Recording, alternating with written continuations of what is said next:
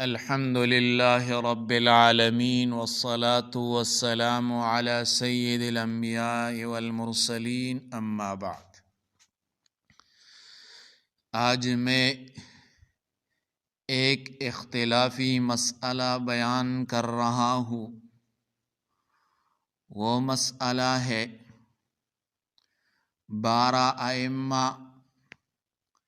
12 ائمہ کس نے مقرر کیا ہے؟ اس میں علماء دیوبند اور شیعہ حضرات کا اختلاف ہے۔ ہم اصل مسئلہ بیان کریں گے، اصل اختلاف کیا ہے، پھر دونوں کا موقف اور دونوں کے دلائل بیان کریں گے۔ لیکن اس سے پہلے اگر آپ لوگ ہمارے چینل میں نئے ہو تو ہمارا چینل سبسکرائب کرے اور تاکہ ہمارے چینل میں جو لائیو آپشن ہے وہ کھل جائے۔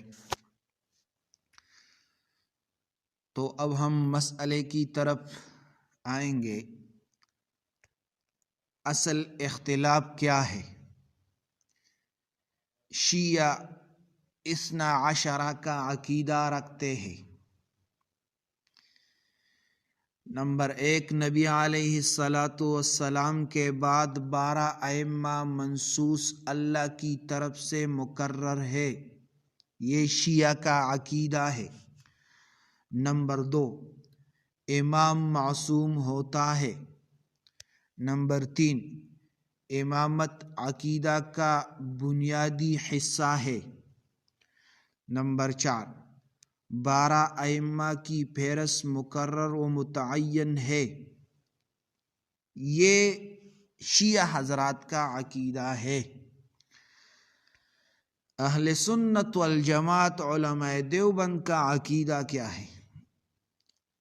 اس کا عقیدہ یہ ہے، نبی علیہ السلام کے بعد امامت یا خلافت شورا سے ہوتی ہے، منصوص سے نہیں۔ نمبر 2، امام یا خلیفہ معصوم نہیں ہوتا۔ نمبر 3، امامت عقیدہ کا حصہ نہیں۔ نمبر 4، 12 ائمہ والا نظام قرآن و حدیث سے ثابت نہیں۔ تو اب ہم اس پر دلائل پیش کریں گے۔ علماء دیوبند کے عقیدے پر ہم دلائل پیش کریں گے۔ تو سب سے پہلا دلیل خلافت کا طریقہ شورا ہے، نص سے نہیں۔ استدلال بالقرآن، وَأَمْرُهُمْ شُورَى بَيْنَهُمْ، سورۃ شورى میں 38 نمبر آیت ہے۔ ان کا ہر اہم معاملہ آپس کے مشورے سے ہوتا ہے۔ اگر اللہ کی طرف سے 12 امام منصوص مقرر ہوتے تو خلافت راشدہ کا انتخاب مشورے سے نہ ہوتا۔ یہ آیت ثابت کرتی ہے کہ نظام خلافت نصی نہیں، شورا ہے۔ یہ پہلا دلیل ہے۔ دوسرا دلیل، نبی علیہ السلام نے کسی امام کو نام لے کر مقرر نہیں کیا۔ صحیح بخاری کی حدیث ہے، قال النبی صلی اللہ علیہ وسلم لأبی بکر مروا ابا بکر فلیصلی بالناس۔ بخاری کی حدیث ہے، 683 نمبر حدیث ہے۔ نبی علیہ السلام نے فرمایا، ابو بکر کو حکم دو کہ وہ لوگوں کو نماز پڑھائے۔ یعنی نماز میں امامت دینی قیادت کی علامت ہے۔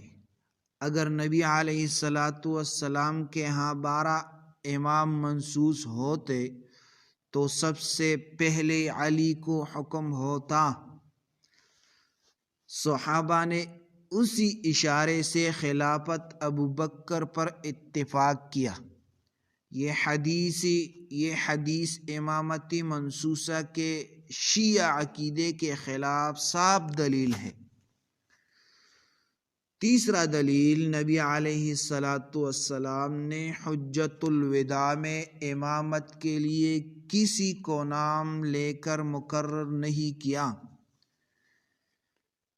صحیح حدیث ہے بخاری اور مسلم کی، رسول اللہ صلی اللہ علیہ وسلم کا خطبہ حجۃ الوداع میں، ترکت فیکم امرین کتاب اللہ و سنتی، میں تم میں دو چیزیں چھوڑ کر جا رہا ہوں، اللہ کی کتاب اور میری سنت۔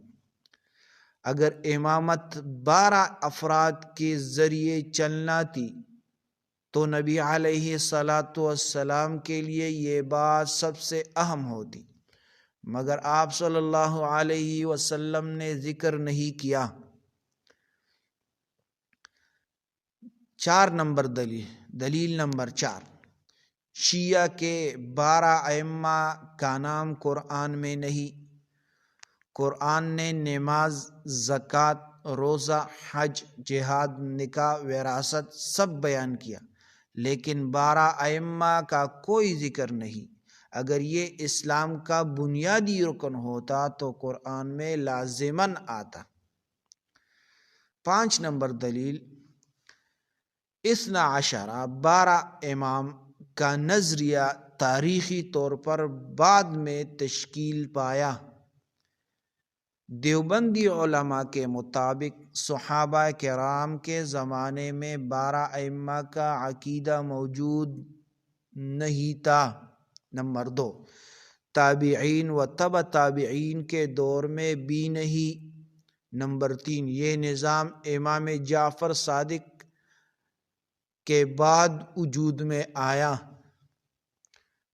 نمبر 4، 12 ائمہ کی فہرست تاریخ کے مطابق بعد میں فکس ہوئی۔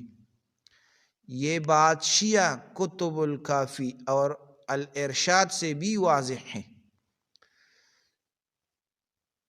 اب ہم شیعہ کے جو دلائل ہے وہ دلیل پیش کریں گے، پھر اس کا رد کریں گے۔ شیعہ کیا دلیل کیا ہے؟